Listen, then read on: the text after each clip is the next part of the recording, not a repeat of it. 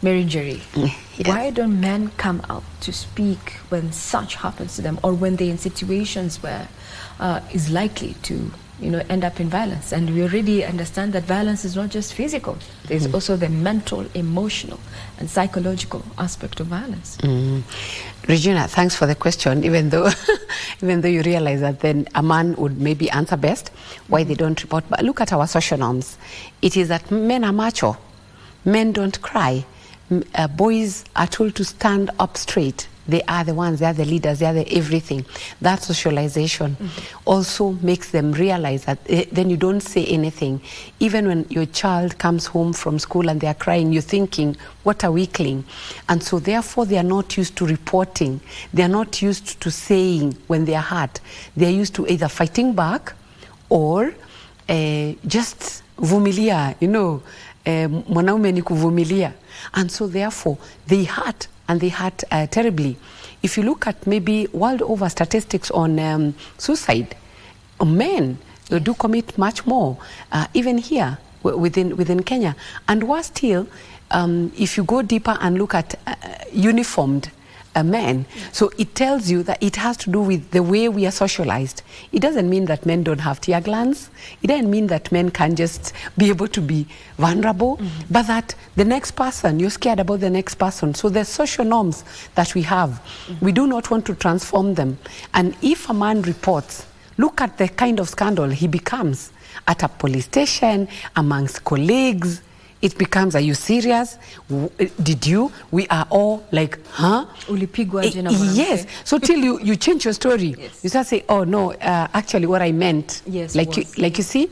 So I think if we changed social norms, it will be for all of us. I keep seeing that gender equality will be much more a benefit to men than it would even be for women.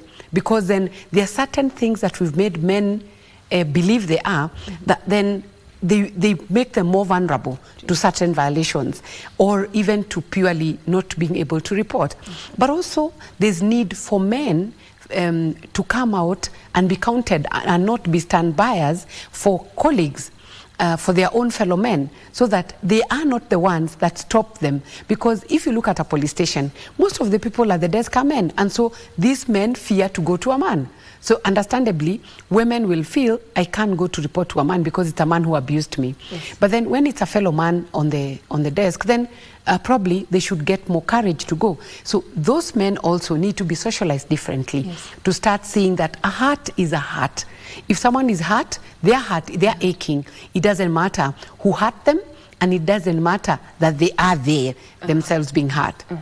That when it comes to reporting, we have laid emphasis on physical, forms of violence.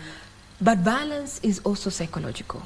Have we created an avenue where we can actually, talk about emotional violence and where to report? Can we even report? Because when you talk, it has to be irrefutable. You have to present, adduce irrefutable evidence. Yeah. But emotion, how do you go about it? Unfortunately, in our justice system, then it's adversarial, and so you have to prove innocent. I mean, you have to prove the other person is guilty, and the assumption is that they are innocent till proven guilty. And so there are some of these things, let me tell you, not only psychological, even a mere slap.